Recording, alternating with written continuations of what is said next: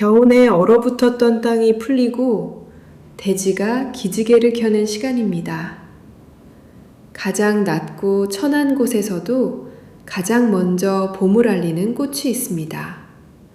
사람들의 발길에 짓밟히고 차가운 시멘트 틈새에 끼어도 기어코 노란 등불을 켜는 작은 생명, 바로 민들레입니다. 민들레는 특별한 산속 깊은 곳의 귀한 약초가 아닙니다. 시골 논두렁, 산기슭 풀밭, 동네 공원, 심지어 자동차가 쌩쌩 달리는 길 옆까지 해만 조금 비치고 흙머 조금 있으면 어디서든 자라납니다.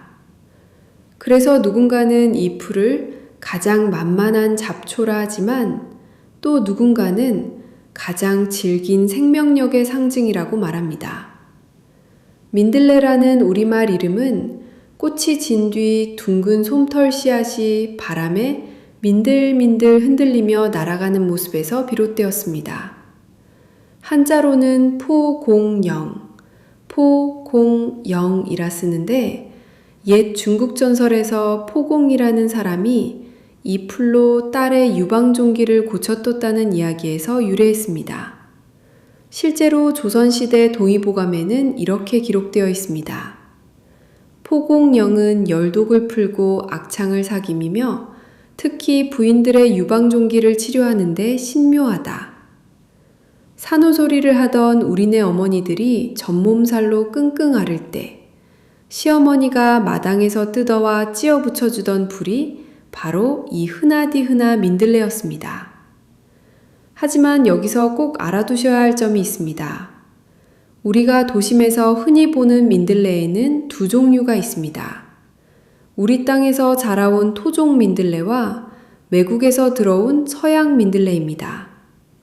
가장 쉬운 구별법은 꽃 아래 초록색 꽃받침, 즉 총포를 보는 것입니다. 토종 민들레는 총포가 꽃대에 바짝 붙어 있고 서양 민들레는 뒤로 젖혀져 있습니다. 또한 비스터 노란 꽃이라고 모두 민들레는 아닙니다. 고들빼기는 줄기가 길게 올라와 가지를 치고 쓴바귀는 줄기 끝에 꽃이 달리는 반면 민들레는 잎이 뿌리에서 바로 방사형으로 퍼져나오는 것이 특징입니다. 이제 겉모습과 이름에 담긴 사연을 알았으니 그 강인한 생명력 속에 숨겨진 치유의 원리를 과학의 눈으로 들여다보겠습니다. 민들레는 작지만 그 안에는 놀라울 만큼 다양하고 복잡한 생리활성 물질들이 들어있습니다.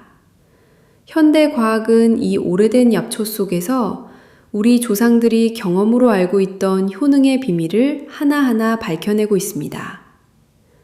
첫 번째로 주목할 성분은 바로 이눌린입니다. 민들레 뿌리의 25%에서 40%를 차지하는 이 특별한 다당류는 우리 몸에서 바로 소화되지 않고 대장까지 그대로 전달됩니다. 그곳에서 유익한 장내 세균들의 먹이가 되어 비피더스균과 유산균을 증식시키는 프리바이오틱스 효과를 나타냅니다. 장내 환경이 개선되면 면역력이 강화되고 변비가 해소되며 혈당 조절에도 도움이 됩니다. 특히 당뇨가 있거나 혈당 관리가 필요한 시니어분들에게 이눌린은 식후 혈당 급상승을 억제하는 보조 역할을 할 수 있습니다. 물론 이것이 당뇨약을 대신할 수는 없지만 식이요법의 일부로 활용할 수 있다는 점에서 의미가 있습니다. 민들레 잎에는 눈 건강에 좋은 비타민 A, 즉 베타카로틴과 면역력 강화에 도움을 주는 비타민 C, 뼈와 역 응고에 관여하는 비타민 K가 풍부합니다. 또한 칼륨, 칼슘, 철분, 마그네슘 등의 미네랄도 다나열되어 있습니다.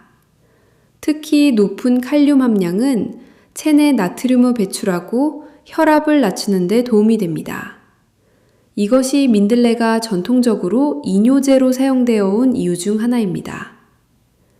민들레에는 누테올린, 아피제닌, 캠페돌, 퀘르세틴 같은 플라보노이드 계열의 폴리페놀이 들어있습니다.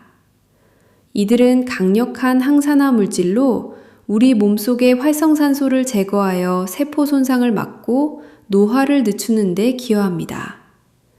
또한 COX2와 INOS라는 염증 관련 효소의 발현을 억제하여 관절염, 근육통, 각종 만성 염증 질환의 증상을 완화하는 데 도움을 줄 수 있습니다. 민들레 특유의 쓴맛을 내는 타락사신은 혀의 미각 수용체를 자극하여 소화의 분비를 촉진합니다.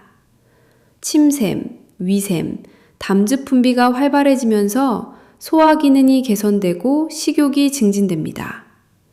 특히 담즙 분비가 늘어나면 지방 소화가 잘 되고 간의 해독 기능도 강화됩니다.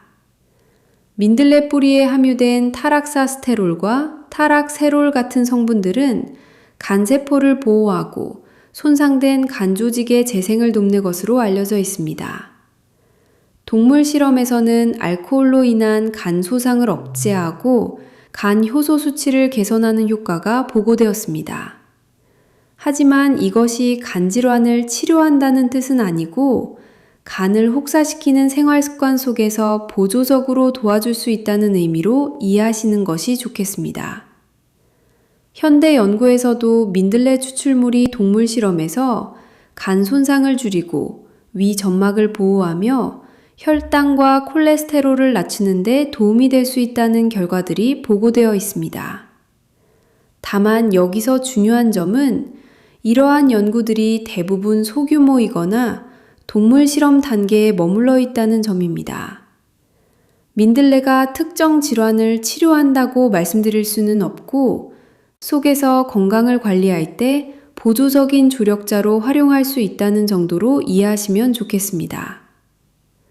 그렇다면 이제 이렇게 다양한 성분과 가능성을 가진 민들레를 우리 몸에 온전히 도움이 되도록 하려면 언제, 어떻게 캐고 어떻게 달여 마셔야 할까요? 실제 생활에서 활용하는 구체적인 방법을 순서대로 살펴보겠습니다. 민들레를 약으로, 식품으로 활용하기 위해서는 먼저 제대로 된 채취와 손질이 필요합니다. 민들레는 어느 계절, 어느 부위를 쓰느냐에 따라 효과와 쓰임새가 조금씩 달라집니다. 먼저 잎과 꽃 같은 지상부는 이른 봄에서 초여름, 특히 꽃이 피기 전인 4월에서 5월 사이가 좋습니다. 이때는 잎이 연하고 비타민과 미네랄도 풍부합니다. 반면 뿌리는 가을에서 초겨울, 9월에서 12월 사이에 채취하는 것이 가장 좋습니다. 이 시기에는 신불이 겨울을 준비하며 뿌리의 영양분을 저장하기 때문에 이눌린과 각종 유효 성분의 함량이 최고조에 달합니다. 한 가지 매우 중요한 점이 있습니다. 도심 도로변, 공장 주변, 농약을 많이 쓰는 논밭 근처의 민들레는 자동차 배기가스, 중금속, 농약에 노출되었을 가능성이 큽니다. 약으로 드실 생각이라면 되도록 사람 발길이 적고 공기가 맑은 산기슭, 들판에서 채취하시기를 권해드립니다. 채취한 민들레는 깨끗한 물에 여러 번 씻어 흙과 이물질을 제거합니다. 특히 뿌리는 잔뿌리와 흙이 많이 붙어 있으므로 칫솔이나 수세미로 문질러 깨끗이 씻어야 합니다. 씻은 민들레는 물기를 완전히 제거한 뒤 통풍이 잘 되는 그늘에서 사흘에서 닷새간 자연 건조합니다. 직사광선에 말리면 유효 성분이 파괴될 수 있으므로 반드시 그늘에서 말려야 합니다. 민들레 뿌리는 볶아서 사용하면 쓴맛이 줄어들고 고소한 맛이 더해집니다. 또한 위장이 약한 분들도 부담 없이 드실 수 있습니다. 깨끗이 씻어 물기를 뺀 뿌리를 약한 불에서 천천히 볶습니다. 타지 않도록 주의하면서 갈색이 될 때까지 볶으면 됩니다. 이렇게 볶은 민들레 뿌리는 커피 대용으로도 활용할 수 있습니다. 가장 일반적인 활용법은 차로 달여 마시는 것입니다.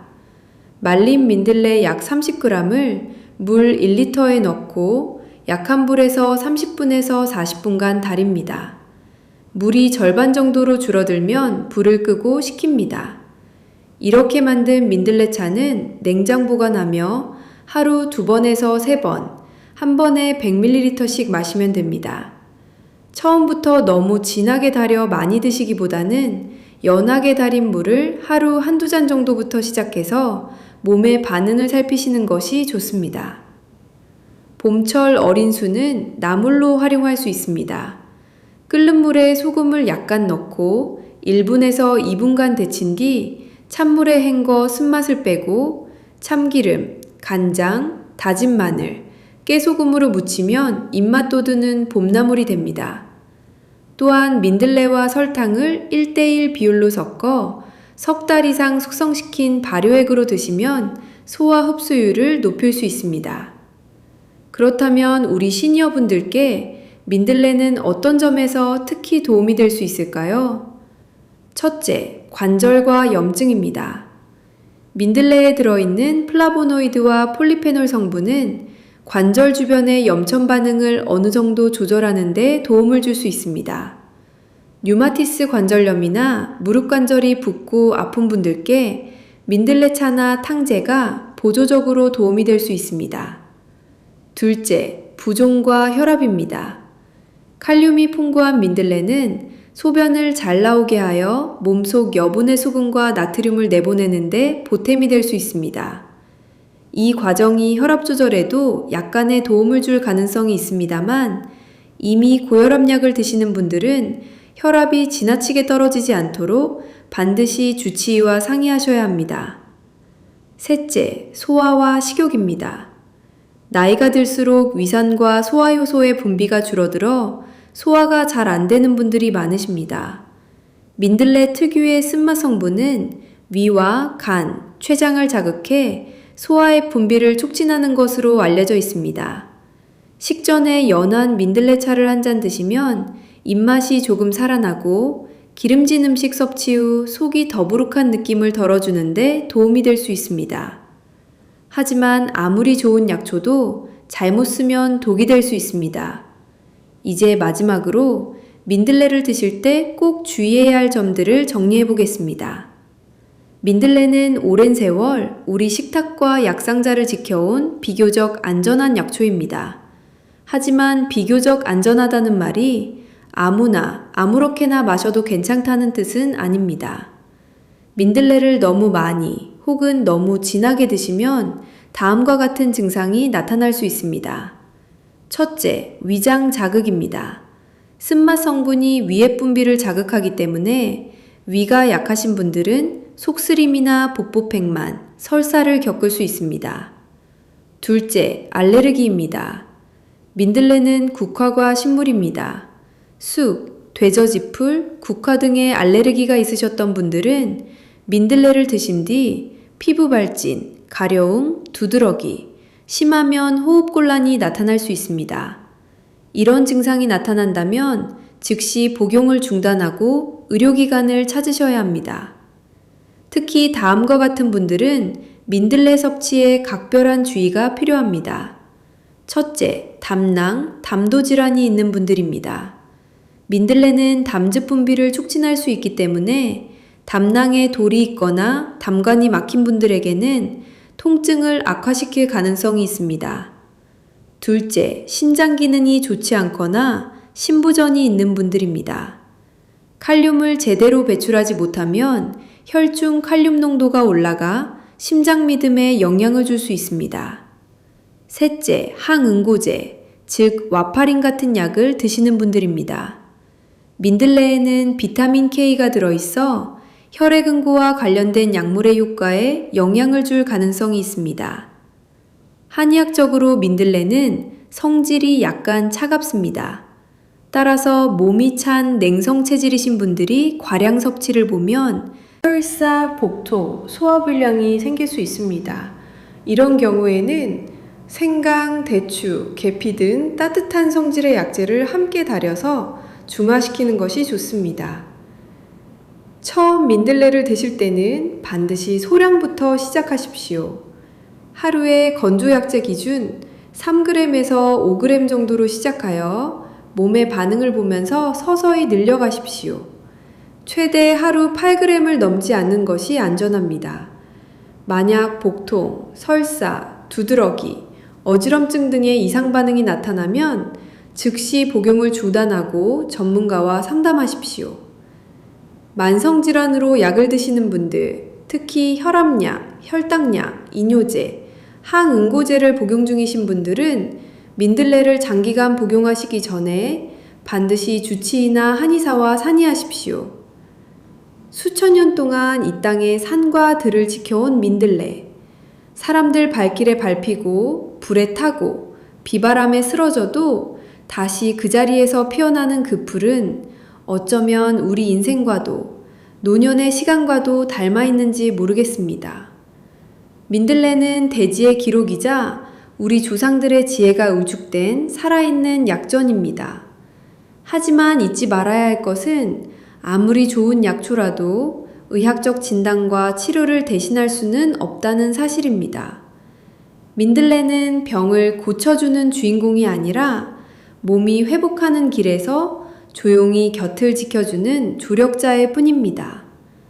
자신의 몸 상태를 잘 살피시고 복용 중인 약과 지병을 꼭 기억하시면서 필요할 때는 한의사나 의사와 상의하고 그 위에 자연이 준 이 작은 선물을 지혜롭게 더해보신다면 민들레는 여러분의 남은 생을 조금 더 가볍고 조금 더 따뜻하게 비춰주는 노란 작은 해가 되어줄지도 모릅니다.